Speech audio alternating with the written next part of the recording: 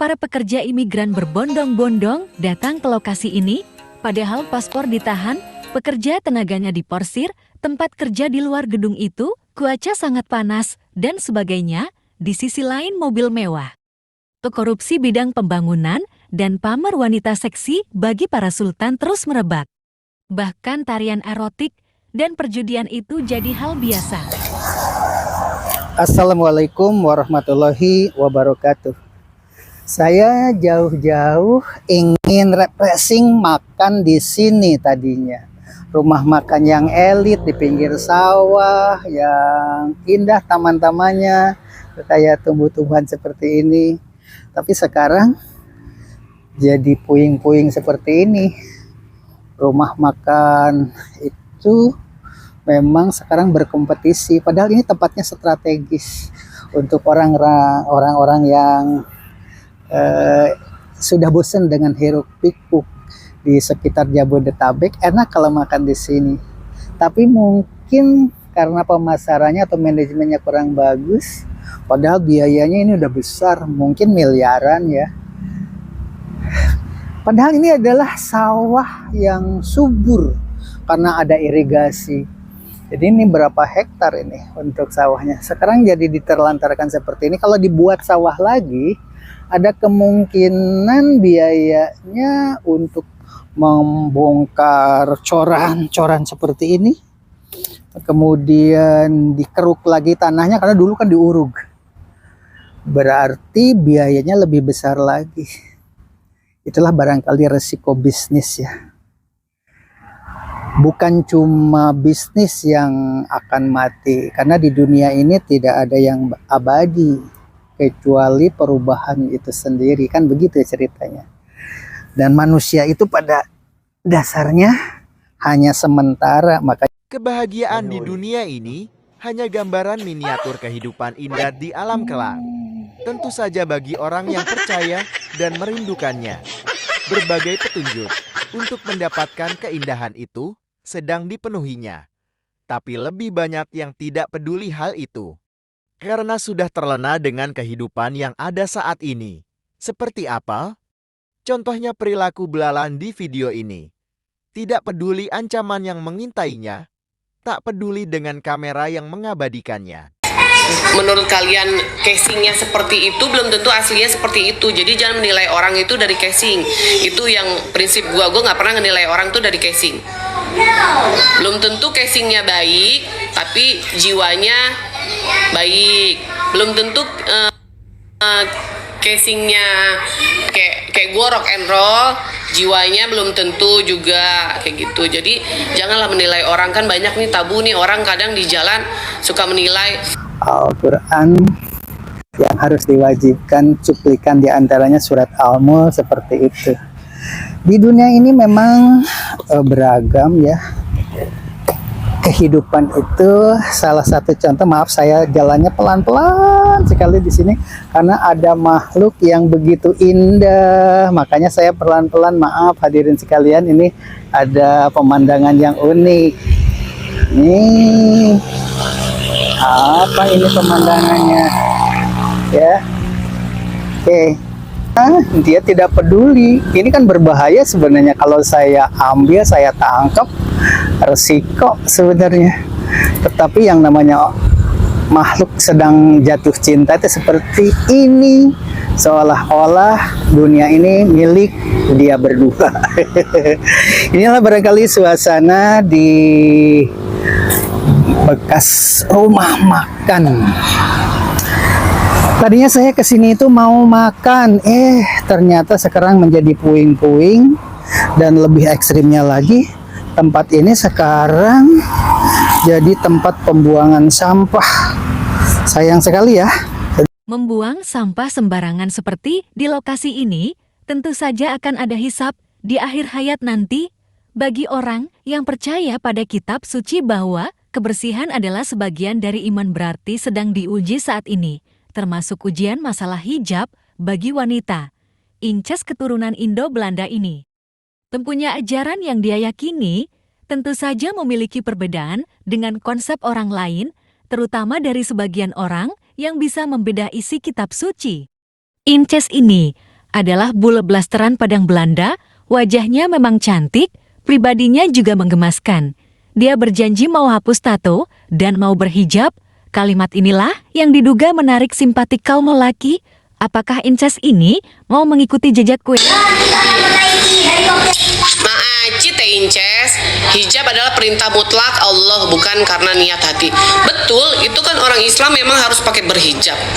Berbeda dengan Queenie yang menarik simpatik netizen karena hijabnya. Tapi Inces menarik karena wajah bule Indo yang pandai berbagai bahasa daerah. Soal agama, sebenarnya soal politik enggak, itu terserah kalian, jadi hak-hak kalian. Kan Inces tadi bilang, jadilah diri sendiri, jangan atas keterpaksaan orang lain, gitu. Jadi jangan karena keterpaksaan atau karena omongan orang, lo gini-gini. Seperti pengusaha rumah makan ini, tentu saja punya pendirian yang berbeda dengan masyarakat petani yang pernah mengolah sawah yang dijadikan lokasi rumah makan yang gulung tikar ini. Padahal rumah makan ini hanya cabang dari tempat lain yang sedang sukses meraup untung besar. Dalam skala usaha yang lebih besar, kerugian ini tidak kentara. Begitu juga dalam mengurus negara. Setiap menteri mengelola instansinya tersendiri dengan target. Bagai pembelajaran, apa itu? Bagi pengusaha ini bukanlah kerugian, karena rumah makan yang sukses lebih banyak dari yang bangkrut. Maka cabangnya terus dibuka di berbagai tempat. Kok tidak jerah? Berarti tidak rugi. Setiap pekerjaan ada disiplin ilmu tersendiri yang tidak bisa dipahami orang lain. Hari Sky di YouTube atau Queenie di TikTok punya ilmu yang dia yakini dan terus terapkan. Hingga terbukti hasilnya. Netizen hanya bisa berkomentar saja. Padahal ini dulu rumah makan antik ini, bangunannya juga megah, indah, terbuat dari bambu-bambu mahal sebenarnya. Sekarang malah orang yang punya pendapat berbeda, seperti orang Aceh yang mengibarkan bendera game berikut ini. Tentu mereka mengkajinya sesuai disiplin ilmu yang berbeda. Bisa jadi bahan koreksi untuk pemerintah pusat. Beda pendapat itu anugerah jika tidak melahirkan perpecahan. Terbukti di tempat lain, terus bermunculan cabang-cabangnya. Lokasi puing-puing ini, bagi orang kreatif mungkin bisa jadi lokasi syuting film cerita, dan bisa jadi bahan cerita, seperti konten berikut ini. Kerjasama terintegrasi, dari mulai rumah makan, studio film, rin wisata alam, periklanan, dan sebagainya. Itulah pentingnya ada pengelola pemerintahan yang memberi kesempatan bagi warganya. taman, di sini asalnya kolam nih. Sebaiknya membuka rumah makan itu bersatu dengan program wisata yang dibangun pemerintah. Biasanya ada bahan pemberitaan yang unik dan menarik, sehingga jadi perhatian masyarakat, seperti di daerah wisata Yogyakarta, pantai, gunung, goa, sungai. Dan peninggalan sejarah jadi bahan perbincangan terlebih dulu. Yaitu gua kristal, padahal belum dapat restu dari Hamengkubuwono ya. Tapi mengapa namanya menjadi gua kristal? Cikal bakal nama saja bisa jadi bahan pembicaraan yang menarik. Pemandu sangat penting peranannya. Dia adalah agen promosi yang memahami karakter orang. Nilai religi hendaknya dijunjung tinggi di tempat wisata itu. Untuk keberkahan bersama, seperti berdoa dulu sebelum masuk ke arena wisata Gua Kristal di Yogyakarta ini. Sebaiknya pelaku usaha pemula belajar dulu dari ahlinya, mereka yang sudah sering sukses membuka tempat wisata kuliner atau wisata lainnya, jangan sampai anggaran yang digelontorkan menjadi proyek mangkrak. Seniman bangunan, pekerja bangunan, tukang dan petani bambu, dan banyak yang diuntungkan dari proyek ini. Pahalanya sangat besar bagi pengusaha yang membuka lapangan pekerjaan ini. Mari kita doakan pemiliknya agar terus mengembangkan usahanya di tempat lain. Sebab banyak orang yang merindukan hal itu. Tuh, ada sawah dan di sawahnya itu di sini suka ada burung kuntul namanya. Nah, ini burung kuntul banyak ya kan? Kalau di Sunda namanya burung kuntul. Dan ini banyak tuh. Burung kuntul tuh banyak. Queenie dari Vietnam begitu tertarik dengan candaan Hasan dari Afrika, Saat bicara cincin berlian dan saat Hasan mencium bibir Dombey, waktu kalah PK. Mungkin burung kuntul putih ini bisa jadi bahan cerita bagi Haris Kui dan Kueni nanti saat pergi ke Indonesia. Kalian, Koeni minta maaf kepada Hasan yang bersuku negro ini sudah punya pacar. Koeni takut dimarahi pacar Hasan. Hasan terus menyangkalnya bahwa dirinya masih jomblo. Begitulah keberagaman profesi yang terus difasilitasi pemerintah lewat media sosial. Agar terus berkembang, kajian demi kajian harus terus diperbaharui. Seperti halnya wacana toko hijab milik Kueni di Bandung nanti, atau wacana rumah makan berlabel halal di Vietnam yang seharusnya dirintis Kueni dan Haris Kai. Apakah itu penting? Respon pemerintah sangat diperlukan. Harusnya orang seperti Inces ini dimanfaatkan oleh negara untuk mendampingi para menteri di pemerintahan, terutama di gedung PBB, karena Inces paham berbagai bahasa daerah di Indonesia. Meniru bapaknya yang asli Belanda, bapaknya bisa berbagai bahasa daerah di Indonesia. Buat nyaman semua pihak. Seperti kontroversi berita tentang Dubai. Media publikasi berupa film seritera atau film dokumentasi. Kontennya harus unik dan membuat penasaran calon pengunjung. Berita badai di Dubai lebih banyak berita yang menyudutkan Dubai seperti akibat dilegalkannya minuman beralkohol dan prostitusi. Padahal realitanya ada aturan yang sangat ketat. Manajemen konflik itu akan berbuah manis jika ada kesepakatan. Media film adalah sarana untuk sosialisasi program. Film karya Haris Kay bisa jadi pengganti pertunjukan wayang di zaman Wali Songo. Film karya Haris Kay digemari milenial dan orang dewasa. Harusnya konten dan temanya dikelola dalam manajemen pemerintah. Simbiosis mutualisme akan terasa harmoni. Seperti film tentang Dubai yang terus menuai kontroversi dalam kendali negaranya. Perbudakan modern tertinggi kedua di antara 11 negara di wilayah negara-negara Arab, dan prevalensi tertinggi ketujuh dari 160 negara secara global. Biaya hidup di Dubai sangat tinggi sekali. Tak jarang ada pekerja upah bagi orang Eropa dengan orang Asia bisa berbeda walau pekerjaannya sama persis dan di kantor yang sama pula. Tentu saja ini kebijakan negara. Berita perbudakan modern di Uni Emirat Arab bisa dibaca di tulisan ini untuk bahan bandingannya. Ada hubungannya dengan perpolitikan jika perusahaan tambang di Indonesia. Upah para pekerja dari Tiongkok dibandingkan dengan pribumi jadi bahan berita heboh. Mari kita kembali ke iklim usaha rumah makan yang kita bahas di awal. Makan. Tadinya saya kesini itu mau makan, ternyata sekarang menjadi puing-puing dan lebih ekstrimnya lagi, tempat ini sekarang jadi tempat pembuangan sampah. Sayang sekali ya, hadirin sekalian. Nah, kita lihat nanti luasnya ini kira-kira berapa hektar ya. Namanya juga bisnis ya, begitulah kira-kira.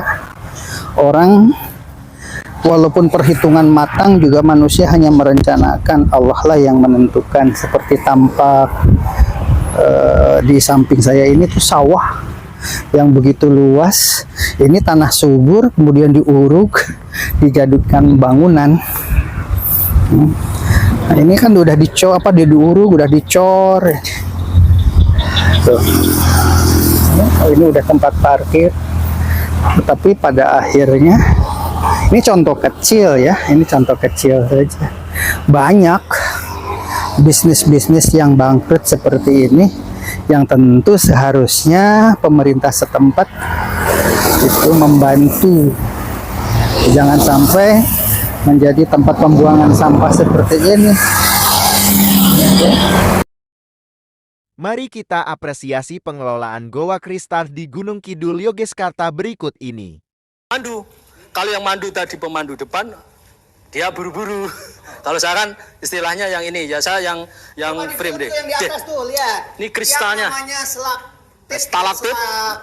stalaktit di bawah stalagmit, yang samping, yang horizontal growing, yang hilaktit. Seperti apa? Yang biasanya seperti cuman dilihat di mungkin LKS ataupun di YouTube, di buku-buku, di sini, aslinya di sini. Kristal itu biasanya kan dipakai hiasan, selain pakai hiasan pakai apa lagi?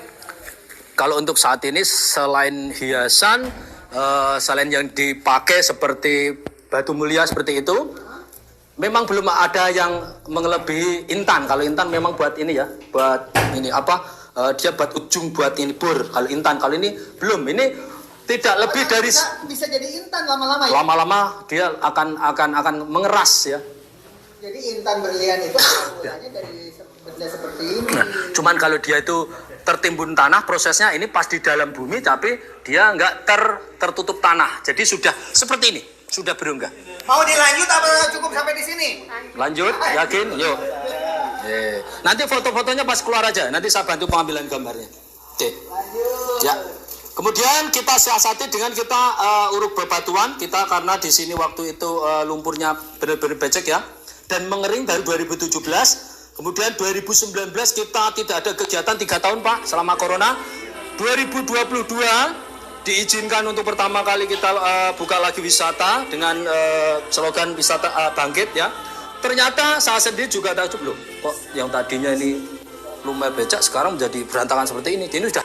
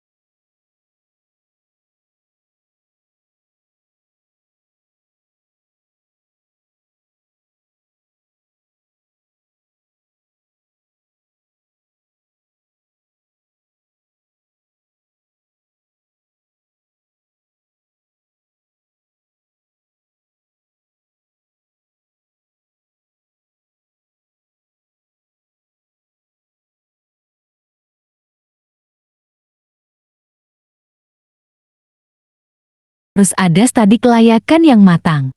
Mencermati badai besar yang terjadi di Dubai, diduga sebagai dampak dari proses hujan buatan yang terus-menerus, tidak terprediksi dampaknya oleh pengelola negara. Akibatnya lahir kerusakan. Segeralah bangun dari tidur. Jangan terlena dengan pola lama.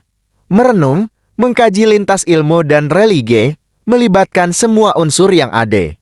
Kegiatan demikian harus mengawali langkah pembukaan usaha. Apalagi yang mengeluarkan investasi besar.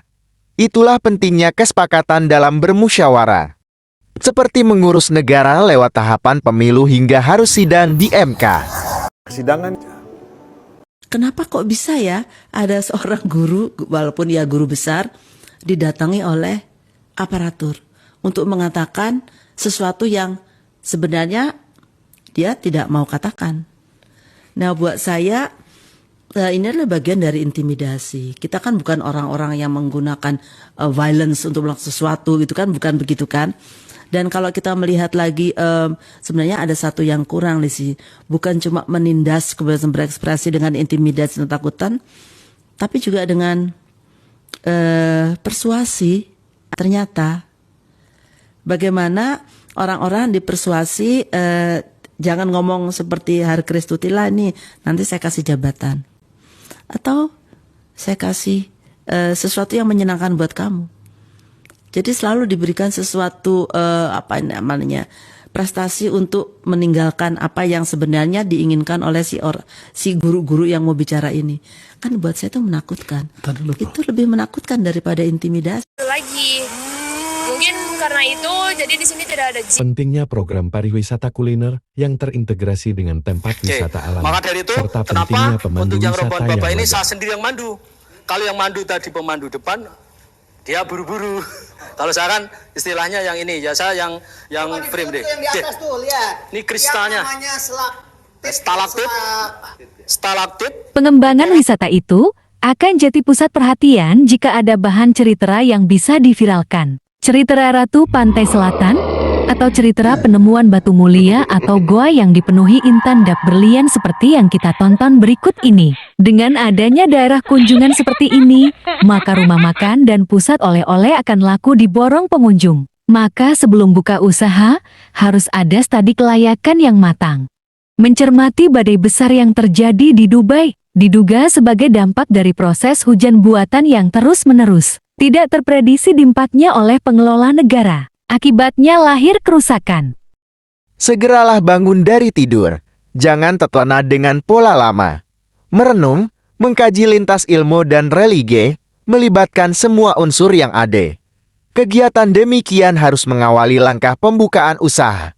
Apalagi yang mengeluarkan investasi besar. Itulah pentingnya kesepakatan dalam bermusyawarah.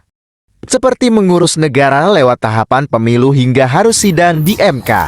Mengirimkan delegasi Arab ke Amerika Serikat, Eropa, dan Rusia untuk mendorong gencatan senjata di Gaza. Libya malah meminta Komunika Liga Arab mencantumkan kalimat bahwa rakyat Palestina berhak melawan pendudukan Israel. 9 negara yang tidak menggubris usulan itu adalah Arab Saudi, Uni Emirat Arab, Bahrain, Mesir, Yordania, Sudan, Maroko, Mauritania, dan Djibouti. Seperti Arab Saudi, Uni Emirat Arab juga telah berencana melakukan normalisasi hubungan dengan Israel sejak tahun 2020 bersamaan dengan Bahrain, Sudan, dan Maroko. Itu berarti mereka akan bermesraan dalam kepentingan ekonomi politik. Bukan rahasia lagi jika Dubai adalah salah satu negara yang maju secara ekonomi dan menjadi negara Islam yang terang benderang, liberal, dan penuh kemewahan. Sisi gelap Dubai juga bukan lagi pembahasan baru yang kontras dengan image-nya sebagai negara Islam yang demokratis.